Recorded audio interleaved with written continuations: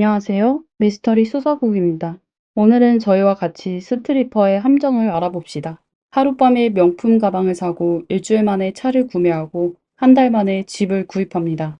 이 여성들은 법적 책임을 회피하는 완벽한 수단으로 돈을 많이 벌었습니다. 그럼 그녀들의 거짓말에 넘어간 남자는 머리가 좋지 않았던 걸까요? 사실 이 몇 남성들은 겉보기에 결코 그렇게 멍청해 보이지도 않습니다. 우선 오늘 사건의 주인공 로슬린 케오에 대해 알아봅시다. 그녀는 어릴 때부터 뛰어난 사업 능력으로 초등학생 때 용돈을 모아 월마트에서 큰 봉지에 과자와 사탕을 사곤 했습니다. 그러고는 집에서 작은 포장으로 나누어 반 친구들에게 팔아 차익을 벌곤 하였죠. 로슬린의 친아버지는 그녀가 3살이 되던 해에 아무 말도 없이 그녀와 그녀의 어머니를 두고 집을 떠났습니다. 그녀의 어머니는 아이들을 키우기 위하여 아침 저녁으로 일하다가 몇 년이 지나지 않아 더 이상 버틸 수 없게 되었고 조부모에게 아이를 맡기고 아직 젊다는 이유로 부유한 노인과 결혼하여 다시는 로슬린을 돌보지 않았습니다. 재정적 어려움으로 로슬린은 17살에 학교를 중퇴하고 레스토랑에서 웨이트로 일을 하게 되었습니다. 그녀는 열심히 일하며 또 말주변이 좋아 다른 사람들보다 팁을 더 많이 얻을 수 있었습니다. 하지만 그녀가 번 돈으로 가족을 먹여 살리기에는 턱없이 부족했습니다. 특히 그녀는 어머니처럼 20살이 되기 전에 딸을 낳았는데 남자친구도 그녀의 아버지처럼 아이가 태어나자마자 떠나버렸죠. 고민 끝에 로슬리는 돈을 더 많이 벌기 위해 나이트클럽에서 일하기 시작했습니다. 그녀가 살고 있는 도시는 인구수가 매우 적어 그녀에 관해 이야기하는 것이 가족들에게 영향을 끼칠까봐 그녀는 짐을 싸서 뉴욕으로 가기로 했습니다. 사실도 그녀의 선택이 옳다는 것을 증명했습니다. 뉴욕에 도착하자마자 그녀는 유명한 스포츠 클럽에서 스페셜 댄서로 일하게 됐습니다. 그 클럽은 체인점으로 전국에 지점을 두고 있었죠. 하지만 뉴욕에 있는 클럽은 특별했는데 댄서들은 아름다웠고 아주 과감하였습니다. 그리고 클럽은 뉴욕의 비즈니스 센터와 가까웠고 월스트리트 엘리트들이 술을 마시고 스트리퍼가 춤추는 걸 보며 스트레스를 풀곤 했습니다. 그들은 또한 그곳에서 고객을 접대하고 사업에 대해 논의하는 것을 좋아했습니다. 스트리퍼들이 큰 돈을 벌 수 있는 비결은 누가 부자인지 정확히 파악한 뒤 적절한 시기를 찾아 돈을 한 번에 크게 버는 것이었습니다. 이와 관련해서 그녀들은 모두 자신만의 비법을 가지고 있었죠. 남자가 어떤 시계를 차는지, 어떤 벨트를 착용하는지, 어떤 휴대폰을 사용하는지, 어떤 카드를 사용하는지 등을 살펴서 그들을 등급으로 분류합니다. 그녀들은 남자들의 등급에 따라 다양한 유혹수단을 사용하죠. 상대방이 부자라는 사실을 확인하게 되면 바로 다양한 스킬을 동원해서 그 남자가 술을 사고 팁을 주도록 유도합니다. 또 시기를 잘 파악하여 손님을 바이 룸으로 데려가죠. 정보에 따르면 그곳은 야릇한 분위기가 가득하고 프라이빗한 룸이었습니다. 룸의 시간당 요금은 $1000로 하나로 약 135만 원부터 시작하여 상한선은 없었습니다. 가장 저렴한 술은 한 병에 $500, 하나로 약 67만 원이 되는 샴페인이었고 소비도 무제한이었습니다.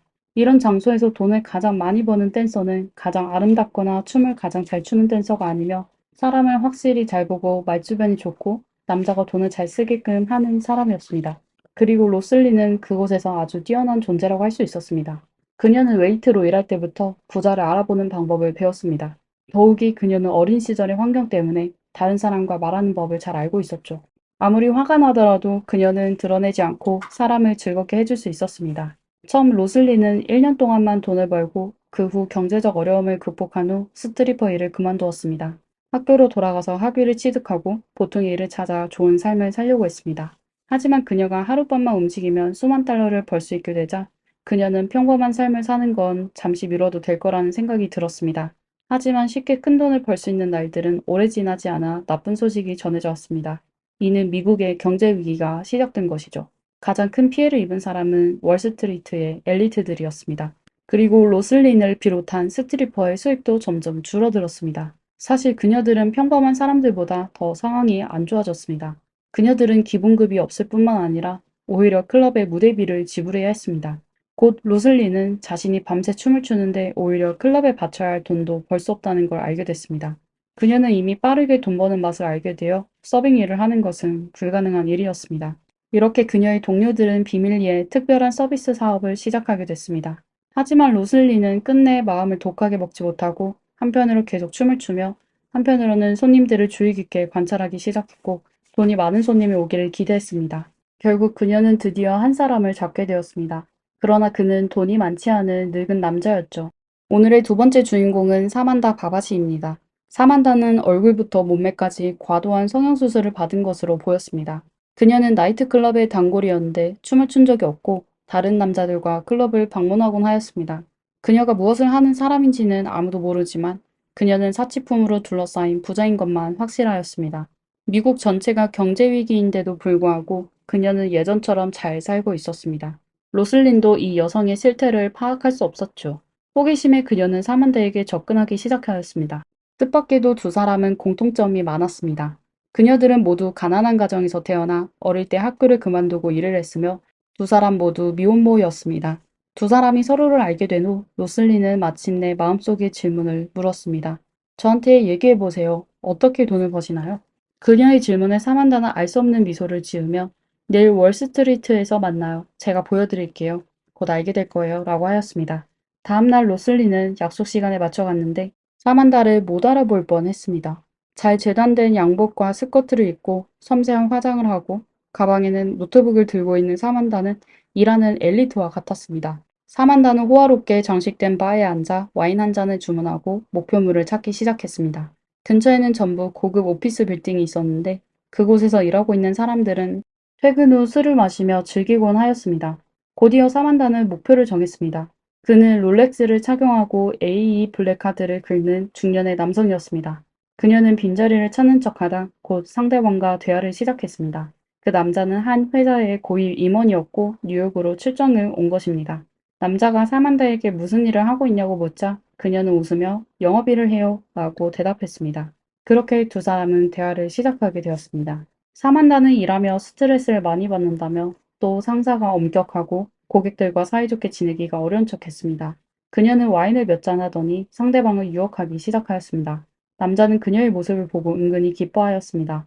그리고 사만다가 한 다음 말은 남자로 하여금 오늘 밤 이 여자와 무슨 일이 있을 거라고 확신하게 됐습니다. 사만다는 그에게 자리를 옮겨서 계속 술을 마실래요? 라고 말했습니다. 그녀의 말에 남자는 바로 계산하고 그녀를 따라 스코어스로 갔습니다. 여기까지 시청자 여러분께서도 어느 정도 짐작이 가셨을 거라 믿습니다. 사만다는 사실 꽃뱀이었습니다. 클럽의 주류 판매는 막대한 수익을 남겼습니다. 500불의 샴페인은 사실 그냥 스파클링 와인인데 비싸봤자 수십 달러밖에 하지 않았습니다. 그리고 객실비를 포함하면 1박 비용이 90% 이상이 순수 수익이 될 수 있습니다. 사만다는 우연히 만나게 된 남자들을 속여 돈을 쓰게 하고 술집은 40%의 몫을 그녀에게 주곤 했죠. 어떻게 보면 사만다에게는 원금이 들지 않는 장사였습니다. 그녀의 말을 듣게 되자 로슬린도 마음이 동했습니다. 클럽에서 손님이 찾아오기를 기다리는 것보다 차라리 옷을 입고 돈을 벌 수 있는 이 일에 도전해보고 싶었습니다. 마침 사만다는 본인도 나이가 들어 이 일을 몇 년 더 할 수 없을 것이라고 생각했죠. 새로운 사람들을 훈련시켜 본인에게 돈을 벌어다 주는 것도 괜찮을 것이라고 생각하였습니다. 이렇게 두 사람은 합작하여 꽃뱀이 되기로 결정하였습니다. 그 후 그녀들은 카리나 파스코치라는 여성도 불러 같이 일하게 됐습니다. 그녀는 예술 전공의 대학생으로 평소에는 술집에서 술을 파는 아르바이트를 하고 있었고 스트리퍼는 아니었습니다. 그녀를 막 일을 시작한 인턴 역할을 시키기에는 마침이었죠. 이렇게 세 사람은 한 팀으로 돈을 벌기 시작했는데 곧 문제를 발견합니다. 유혹을 받는 남자들은 대부분 단 한 번만의 육체적 관계나 돈으로 연인 관계를 유지하려고 했습니다. 그녀들은 상대방을 마음대로 거부할 수 없었습니다. 게다가 가끔은 매우 인색한 남자들도 있었습니다. 사만다는 처음에 이 일을 하면서 몸을 절대 팔지 않아도 된다고 당부했었는데 말이죠. 만약 그녀들이 그런 사람을 만나게 되면 어떻게 했을까요? 사만다의 계획으로는 이런 상황이 닥쳤을 때 그녀들을 전문 서비스 업계의 여성을 찾아 그녀들을 대신하게 하려고 했습니다. 하지만 그 남자들은 멍청하지도 눈이 먼 것도 아니었습니다. 불을 꺼서 얼굴이 안 보이면 괜찮은데 만약 상대방이 불을 켰을 때는 또 어떻게 해야 할까요? 이에 사만다는 그녀들이 사람을 취하게 할 수밖에 없다고 하였습니다. 그녀들은 수년 동안 술집에서 일해와 주량이 괜찮았습니다. 하지만 어떤 사람은 그녀들보다 술을 더 잘 마셨습니다. 그녀들은 토할 정도로 술을 마셨지만 상대방은 아무렇지도 않은 경우가 있었죠. 이런 상황을 여러 번 겪은 뒤 더 이상 술을 마실 수 없다며 사만다에게 다른 방법을 생각해 보라고 했지만 사만다는 짧은 시간 내에 좋은 해결책을 생각해내지 못했습니다. 이때 그녀는 TV 뉴스를 통해 마약 밀매 조직이 체포됐다는 소식을 접하게 됐습니다. 사만다는 그녀들도 마약을 접할 수 있겠다고 생각했습니다. 그녀는 친숙한 밀수업자 몇 명을 찾아 비슷한 약을 구입하였습니다. 다음의 작업에서 팀원들은 몰래 고객의 컵에 약을 탔죠. 결과적으로 효과는 매우 좋았고 상대방의 주량이 아무리 좋더라도 술을 두 잔만 마셔도 약에 취해 쓰러졌습니다. 그녀들은 몇 번의 투약에 곧 그 약물이 놀라운 부작용을 가지고 있다는 걸 발견하게 됐습니다. 소량만 투여해도 그 남자들은 꼭두각시처럼 행동하고 시키는 대로 했는데 다음날 깨어났을 때는 아무것도 기억하지 못하는 것이죠. 이렇게 그녀들은 목표의 남성이 약을 먹은 후 그의 신용카드의 사용 한도가 초과될 때까지 긁었습니다. 약물로 인해 그 남자들은 전혀 저항을 할 수 없었습니다. 이런 갑작스러운 큰 소비는 신용카드 회사가 의심해서 카드 소유자에게 전화를 걸어 확인 요청을 하는 경우가 많습니다.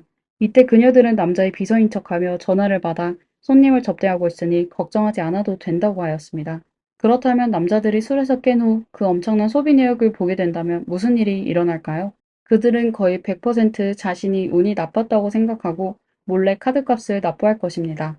이건 그들 대부분이 이미 결혼을 했고 또는 기업이나 정계에서도 높은 지위를 갖고 있기 때문에 그런 클럽에서 돈을 쓰는 게 사실 불명예스러운 일이었습니다. 만약 신용카드 회사에서 추적을 하게 되면 그들의 체면을 깎을 수 있어 오히려 비용을 지불하는 게 더 깨끗했습니다.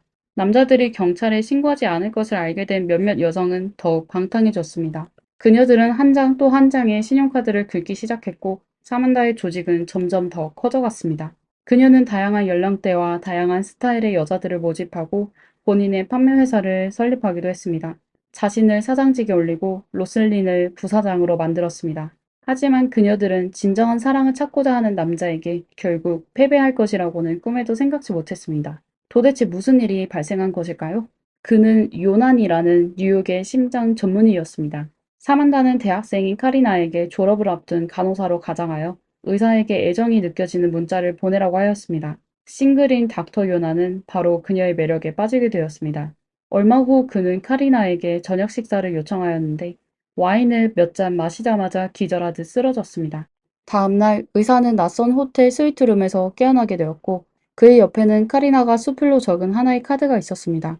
카리나는 어젯밤 두 사람이 즐거운 시간을 보냈다는 말이 적혔으며 의사가 술을 너무 많이 마셔 방을 구할 수밖에 없었다며 카드의 마지막 부분에는 핑크색 하트가 그려져 있었고 곧 다시 만나자고 적혀 있었습니다. 의사는 본인의 주량이 괜찮은데 어떻게 몇 잔의 와인으로 취했는지 의아해했습니다.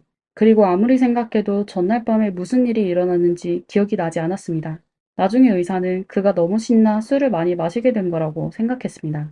그는 카리나에게 전화를 걸어 술에 취해 실수했다며 다시 한번 그녀와 데이트를 하고 싶다고 하였습니다. 손님이 적극적으로 데이트를 요청하는 것은 당연히 좋은 일이죠. 그래서 카리나는 다시 예쁘게 차려입고 약속 장소로 갔습니다. 이번에도 지난번과 다를 바 없었습니다. 와인 몇 잔을 마시고 청구서에 사인한 것만 기억나고 호텔에서 깨어나 자신이 무슨 일을 했는지는 전혀 몰랐습니다. 하지만 그의 의사신문도 그냥 있는 것은 아니었습니다. 뭔가 이상하다고 느껴지기 시작하였지만 그래도 카리나를 의심하고 싶지는 않았습니다. 그의 입장에서 카리나는 순수하고 아름다운 간호사일 뿐 또 그가 가장 사랑하는 사람이었죠. 이런 그녀가 어떻게 거짓말을 할 수 있을까요? 물론 또 다른 이유는 그 당시 의사는 자신의 신용카드 내용을 확인하지 않았기 때문이었습니다. 그래서 그는 다시 사랑하는 여자에게 데이트 신청을 했습니다. 데이트 신청을 받은 카리나는 저절로 웃음이 났습니다. 부자들은 원래 그렇게 멍청한 걸까요? 하지만 그녀가 데이트 장소에 도착했을 때 그녀는 더 이상 웃을 수 없었습니다. 의사가 정한 약속 장소는 재즈 콘서트였습니다. 음악이 시작되면 공연장에는 술이 제공되지 않아 그녀가 약을 탈 수 없었습니다. 그녀는 할 수 없이 의사와 이야기를 나눴죠. 그러다 마침내 콘서트가 끝나자 카리나는 그에게 근처 바에 가서 술 한잔 하자고 제안했습니다. 그 후 의사는 지난 두 번의 데이트와 같이 또 호텔에서 깼죠. 하지만 이번에 그의 휴대폰에는 카드 회사에서 온 문자가 있었습니다. 그의 카드에는 비정상적으로 큰 액수의 소비가 있어 그에게 확인 전화를 달라는 내용이었습니다. 그리고 의사가 그 비용을 확인했을 때 그는 크게 놀랐습니다. 지난 2주 동안 그의 카드에는 전혀 기억하지 못하는 세 건의 내역이 있었습니다. 한 번은 6만 달러, 하나로 약 8천만 원이고, 한 번은 8만 달러, 하나로 약 1억 1천만 원이었으며, 또 한 번은 전날 밤에 12만 달러, 하나로 약 1억 6천만 원을 쓴 것이었습니다. 세 번의 소비는 전부 스코어스라는 클럽과 그 옆에 있는 레스토랑에서 결제한 것입니다. 곰곰이 생각해보니 이 세 번은 전부 카리나와 데이트하며 술에 취했었던 겁니다.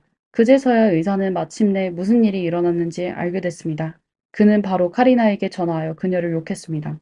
카리나는 그를 아예 블랙리스트에 올렸고요. 분노에 빠진 의사는 갑자기 자신이 사흘밤 동안 술을 마신 뒤 비정상적으로 기억을 잃었다는 사실이 떠오르게 되어 그는 바로 병원으로 달려가 검사를 받았습니다. 그 결과 그의 몸에서는 암페타민, GHB4 하이드록시 부탄산, 그리고 강력한 수면제 등의 성분이 검출됐습니다. 그는 검사 결과를 경찰서로 가져가 다른 사람이 본인에게 마약을 투약하여 본인의 신용카드를 도용했다고 하였습니다. 하지만 경찰이 클럽의 CCTV 영상을 그에게 보여주자 의사는 말문이 막혔습니다.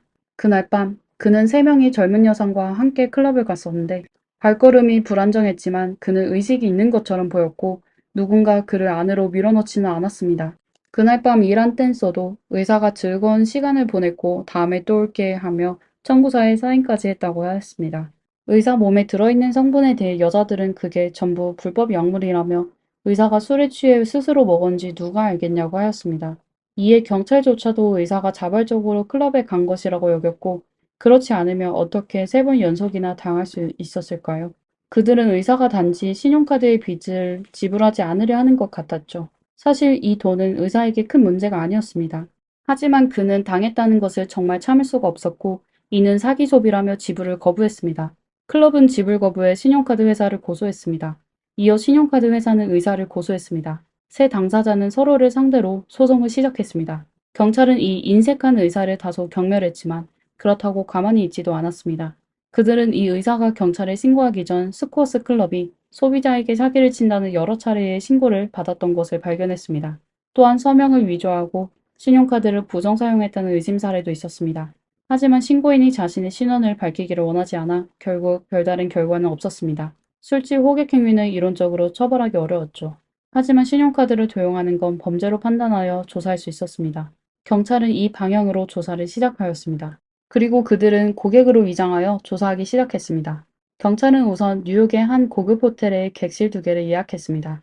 그중 하나의 룸에는 카메라와 도청기가 장착되어 있었고 다른 룸에는 경찰들이 숨어 있었습니다. 그들은 뛰어난 연기력과 부자처럼 생긴 경찰에게 고급 자동차와 시계를 장식했고 그가 호텔 아래층의 바에서 술을 마시며 꽃뱀의 관심을 끌도록 하였습니다. 그리고 그들의 작전은 그날 밤 성공을 하게 됐습니다. 한 젊어 보이는 여성이 휴가 기간 동안 관광 가이드 아르바이트를 하고 있다며 잠복경찰을 찾아갔습니다. 두 사람은 대화를 나누며 금세 친해졌습니다. 그러다 그녀는 자연스레 뉴욕의 스코어스 클럽이 매우 유명하다고 동료가 그랬는데 여자라서 혼자 공연장에 들어가기가 부끄러워요. 같이 그곳으로 가 구경해 주실 수 있을까요? 라고 물었습니다. 그녀의 말을 들은 잠복경찰은 바로 고개를 끄덕이며 좋아요. 위층 방에 중요한 물건을 두고 왔는데 우선 룸을 들렸다가 그곳으로 갑시다. 라고 하였습니다. 그러자 의사의 말대로 그 여성은 룸으로 들어가자 경찰에게 술을 더 마시자고 했습니다. 경찰은 방에 있는 와인 캐비닛을 열고 그녀에게 선택하라고 하며 그 여성의 행동을 주시하고 있었습니다. 그러자 그는 여자가 손바닥에 숨겨둔 흰 가루를 몰래 와인에 붓는 걸 목격했습니다. 그녀는 아무 일 없는 척하며 경찰에게 다가가 웃으며 마시라고 권유했습니다. 경찰은 술을 마시는 척하며 소매에 꿰맨 스펀지에 몰래 와인을 부었습니다. 하지만 다음으로 경찰관은 한 가지 문제에 직면하게 되었습니다. 이 술을 마신 후 도대체 어떤 효과가 날까요? 경찰은 이게 마약과 같은 성분이 있다는 건 잘 알고 있지만 어떤 반응이 있는지는 몰랐습니다. 그는 할 수 없이 몇 분 후 침대에 쓰러져 자는 척했습니다. 경찰의 예상은 본인이 잠들게 되면 그녀들은 신용카드를 찾아 돈을 마구 쓰는 것이었습니다. 하지만 여성은 화장실에서 나온 후 경찰이 침대에 누워 자고 있는 것을 보고 매우 당황했습니다. 그녀는 경찰을 부축하며 그를 깨우려고 했습니다. 경찰도 상대방이 왜 본인을 깨우려는지 이해하지 못했죠. 하지만 여기까지 온 이상 경찰은 잠든 척하며 상대방의 다음 행동을 기다릴 수밖에 없었습니다. 여성은 경찰을 깨우지 못했고 바로 휴대폰을 꺼내 우두머리인 사만다에게 도움을 요청했습니다. 몇 분 지나지 않아 4명의 여성이 달려들어왔는데 그 중에는 의사를 3번이나 속인 카리나도 있었습니다. 그리고 이번에 행동을 진행한 여성은 분명히 젊고 경험도 없어 보였습니다. 그녀는 초조해하며 어떻게 된 건지 모르겠다며 복용량에 맞춰 투약했는데 이 남자가 한 잔의 술에 이렇게 됐다고 하였습니다. 카리나는 경찰의 심장박동과 호흡을 확인했지만 아무런 이상도 발견하지 못했습니다. 그녀도 의아해하며 이런 적이 처음이라고 하였습니다. 그녀의 말을 들은 경찰은 그제서야 약은 그를 잠들게 하려는 게 아니라는 걸 깨닫게 됐습니다. 하지만 이제 와서 4명의 여자 앞에서 벌떡 일어나 아무 일도 없는 척 할 수가 없었죠. 그는 계속 잠든 연기를 계속할 수밖에 없었습니다. 카리나는 바로 리더인 로슬린에게 전화를 걸었는데 로슬린은 어떻게 하든 그를 깨워서 클럽으로 보내라며 본인 없이는 카드를 쓸 수 없다고 하였습니다. 이에 그녀들은 찬물을 뿌리고 뺨을 때리며 얼음을 붓고 또 머리카락과 가슴의 털을 뽑고 팔을 깨무는 등의 다양한 방법을 사용했습니다. 그녀들의 당황한 행동에 모니터 앞에서 보고 있는 경찰들도 더 이상 참지 못해 그를 구출하려고 했습니다. 하지만 그들이 조치를 취하려던 순간 카메라 속 경찰은 몰래 발을 흔들고 있는 것을 발견하게 됐습니다. 이건 그가 아직 버틸 수 있으니 그녀들이 눈치채지 못하게 하라는 것입니다. 그의 동료들은 웃음을 참으며 그녀들이 계속하여 그를 고문하고 있는 걸 지켜보기만 하였습니다. 거의 30분 이후 그녀들은 최선을 다했지만 경찰은 여전히 깨어나지 않았습니다. 결국 그녀들은 이 남자가 어떤 질병으로 깨어나지 못했다며 결론을 지어 포기할 수밖에 없었습니다. 사만다는 결국 전화상으로 우리는 돈을 원하는 거지 누구를 해치려는 게 아니다라고 전했습니다. 그래서 그녀들은 그 남자를 위해 구급차를 불렀습니다. 의사가 도착한 후 그녀들은 현장을 떠났습니다. 잠복경찰은 그제서야 고통에서 벗어날 수 있었죠. 그들의 잠복 작전은 결국 코미디로 끝났습니다. 하지만 경찰은 중요한 증거를 많이 획득했죠. 그 여성들은 피해자에게 약물을 투여하여 그들의 의식이 흐릴 때 신용카드를 사용하여 큰 액수의 청구서에 서명한 겁니다. 가장 중요한 건 손님이 직접 클럽에 갔을 때만 카드를 긁는다는 겁니다. 이건 아주 영리한 행동인데요. 카드를 자신의 손으로 긁지 않는 한 절도범죄와 연관시키기가 어렵기 때문이었습니다. 이것만으로는 경찰이 그 우스꽝스러운 잠복 수사로 누구를 체포할 수는 없었습니다. 그들은 다른 방법을 찾을 수밖에 없었습니다. 새로운 방법은 사실 오래된 방식이지만 적들의 내분을 일으키는 것이죠. 이번 작전에 참여한 사람은 젊은 여경이었습니다. 그녀는 일한다는 명목으로 목표 조직에 들어갔습니다. 여경은 조사를 통해 그녀들이 실제로 관계가 좋은 사람과 보기에 좋은 관계를 유지하는 사람이 있다는 걸 알게 됐습니다. 배급된 돈이 적어 갈등을 겪은 사람도 있었습니다. 이렇게 잠복경찰의 선동으로 정말로 누군가가 조직의 범행 과정을 자백하게 됐습니다. 투약했다는 사실을 증명할 수 있다면 곧바로 상해죄 판정이 될 수 있었죠. 투약한 사람은 무조건 감옥에 가야 했습니다. 이에 경찰은 바로 단호하게 몇몇의 주범을 체포하여 사기 조직을 해체시켰습니다. 사람은 잡혔지만 사건의 또 다른 어려운 점은 바로 피해자가 협조를 전혀 하지 않으려고 하는 점이었습니다. 의사 외에 조사에 협조하겠다는 사람은 단 3명뿐이었고 그들은 모두 얼굴을 노출시키지 말라고 요청했습니다. 나머지 사람들은 경찰이 전화하여 사건에 대해 알아보려고 했지만 전부 전화를 끊었습니다. 피해자도 자신이 돈을 잃었다는 사실을 인정하지 않는데 사건은 어떻게 처리할 수 있을까요? 그래서 이 여성들의 변호사들은 이 기회를 이용해 법정 심리 대신 자백 협상을 체결하자는 조건을 내걸었습니다. 이렇게 하면 양측 모두가 목표를 달성할 수 있었죠. 협상 결과 2명의 주범 사만다와 로슬린에게 집행유예 5년이 선고됐습니다. 그녀들은 보석 협정에 준수한다며 감옥에 갈 필요조차 없었습니다. 나중에 로슬린은 고향으로 돌아가 부모님과 딸과 함께 살았습니다. 그녀는 추후 영화의 각 세계에 많은 공헌을 했으며 시나리오 작가의 로열티도 많이 받았을 겁니다. 사만다는 나중에 성형외과 의사의 조수가 되었습니다. 로슬린과 달리 사만다는 영화가 자신의 이미지를 비방했다고 생각했습니다. 심지어 제작진과 배우 제니퍼 린 로페즈를 고소하기도 하였습니다. 그리고 결과는 어떻게 됐는지는 아직 결론이 나지 않았습니다. 그리고 카리나를 포함한 다른 공범 2명도 실제로 형을 선고받았지만 그녀들이 형을 집행하는 방식은 아주 이상했습니다. 그녀들은 일요일에만 감옥에 가서 보고하고 그날 밤 감옥에서 다시 나올 수 있었고 또 이렇게 지속적으로 반년만 있으면 됐습니다. 그리고 이번 사건의 또 다른 주인공인 자신이 좋아하는 사람에게 3번이나 속게된 의사는 여성들이 죄를 자백한 뒤 신용카드사와 스코어즈 클럽과 합의에 도달했습니다. 그는 청구서를 지불할 필요가 없었고 클럽은 더 이상 돈을 요구하지 않았으며 신용카드 회사는 의사의 신용 한도를 복원했습니다. 세 당사자는 전부 소송을 기각했습니다. 신기한 건 스코어즈 클럽은 이번 사건에 대해 어떠한 법적 처벌도 받지 않았으며 심지어 휴업 정리 필요도 없이 지금까지 꾸준히 운영해 오고 있습니다. 오늘의 영상은 여기까지입니다. 이 사건에 대해 어떻게 생각하시나요? 아래의 댓글에 남겨주세요. 영상을 재미있게 보셨다면 좋아요와 구독 부탁드리겠습니다. 감사합니다. 미스터리 수사국입니다. 다음 영상에서 뵙겠습니다.